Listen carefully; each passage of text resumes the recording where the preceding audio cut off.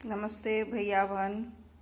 अब मैं कक्षा अष्टम के सुरभि भाषा संपदा भाग 8 के 8वें अध्याय में प्रस्तुत एकांकी के संबंध में विस्तार से बताने जा रही हूँ।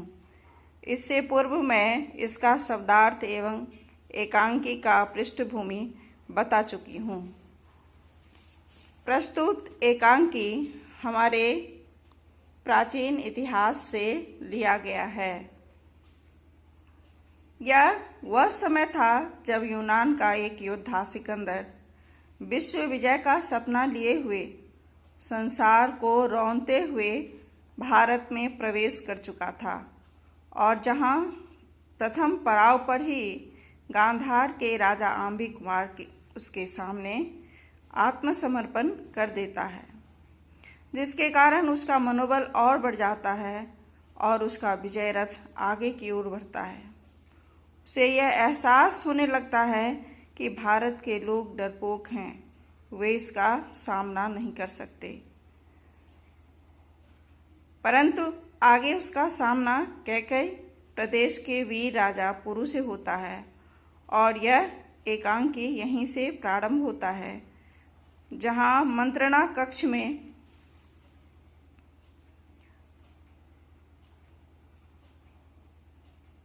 राजा पुरु अपने आचार्य इंद्रदत्त सेनापति व्याघ्रपाद के साथ विचार विमर्श कर रहे हैं। आचार्य कुछ चकित और क्षोभ प्रकट करते हुए सेनापति से पूछते हैं, क्या गांधार के कायर नरेश आंबी ने सिकंदर के सम्मुख आत्मसमर्पण कर दिया है?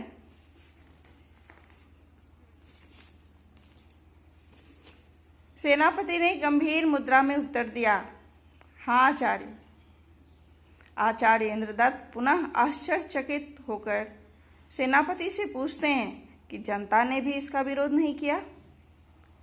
सेनापति उनसे सहमति जताते हुए कहते हैं कि वहाँ के लोगों ने वैभव और विलासिता में अपना जीवन डुबो दिया है और उनका स्वाभिमान शेष रहा ही नहीं, इसीलिए उन्होंने भी कोई विरोध नहीं किया। आंबीराज का मानना है कि यवन जैसे आए थे वैसे ही लौट जाएंगे। इस पर आचार्य इंद्रदत्त असहमति जताते हुए कहते हैं कि आंबीराज का यह सोचना बहुत गलत होगा। यह भारतवर्ष के लिए एक बड़ा खतरा है। यवनराज धन धान्य से परिपूर्ण इस हरे भरे देश को छोड़कर शीघ्र वापस नहीं जाएगा। वे कुछ देर मौन रहकर एक लंबी सांस खींचते हुए सेनापति से पूछते हैं कि अपनी सेना की क्या स्थिति है। इस पर सेनापति व्याघ्रपाद पूरे आत्मविश्वास के साथ उत्तर देते हैं, हमारी सेना युद्ध के लिए पूरी तरह तैयार है। उसी समय पर्दा हिलता है और द्वारपाल आकर सिकंदर के द्वारा भेजे गए दूत के आने की सूचना देता है। महाराज के आदेश के बाद दूत का प्रवेश होता है और वह आकर महाराज का अभिवादन करता है।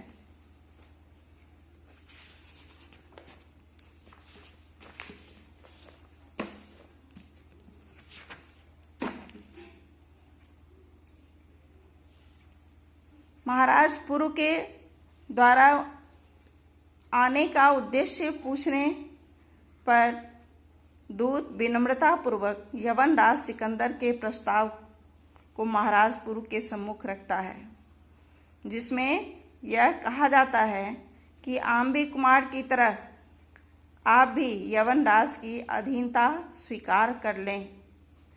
सेनापति इस पर क्रोध में भरकर तलवार खींचते हुए दूत को मारने के लिए उतावले हो उठते हैं, परंतु आचार्य इंद्रदत्त के समझाने पर शांत हो जाते हैं और राजा पुरु स्पष्ट शब्दों में दूत के प्रस्ताव को अस्वीकार करते हुए वितस्ता नदी के तट पर युद्ध का निमंत्रण दे देते हैं। दूत सर झुकाकर वापस चला जाता है और आचार्य सेनापति को युद्ध की तैयारी करने की आज्ञा देते हैं। कैकेयी राजपुरु वीरतापूर्वक लड़ते हैं, परंतु अन्य राजाओं के असहयोग के कारण हार जाते हैं और उन्हें बंदी बनाकर सिकंदर के सामने पेश किया जाता है। दूसरा दृश्य यहीं से प्रारंभ होता है। सिकंदर, जो स्वयं एक महान योद्धा था, राजा पुरु को वीरोचित अर्थात वीरों के समान सम्मान देते हुए स्वयं खड़ा होकर उनका अभिवादन करता है तथा उनसे पूछता है कि उनके साथ कैसा व्यवहार किया जाए। इस पर राजा पुरु निर्भीक होकर कहते हैं उनके साथ वही व्यवहार किया जाए जो एक वीर राजा के साथ करता है। इस पर यवनराज सिकंदर प्रसन्न होते हुए कहता है, हे कैकेयी राज, आप सचमुच वीर हैं। आपकी वीरता का मैं कदर करता हूँ, जो आपके साथ एक वीर राजा की भांति ही व्यवहार करूँगा। फिर सैनिक से राजा पुरु के बंधन को खोलने की आज्ञा देते हैं और फिर सिकंदर अपने मंत्री की ओर देखते हुए ये कहता है कि हमारी ओर से राजा पुरु को उपहार भेंट किया जाए। राजा पुरु सिकंदर के इस व्यवहार के लिए कृतज्ञता प्रकट करते हैं और उपस्थित जन दोनों की जयकार लगाने लगते हैं। मूलतः यह एकांकी भारत के दो राजाओं के चरित्र का वर्णन करता है। एक गांधार नरेश आंबी कुमार, जो बिना लड़े हुए आत्मसमर्पण कर देता है। संसार उसे कायर और गद्दार, डरपोक, देशद्रोही की श्रेणी में रखता है।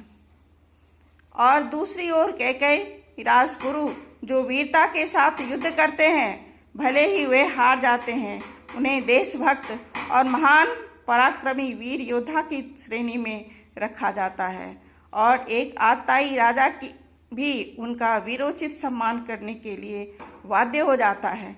अतः हम कह सकते हैं कि वीरों की ही पूजा होती है, सम्मान मिलता है, कायरों, भीरू या डरपोक को नहीं। धन्यवाद।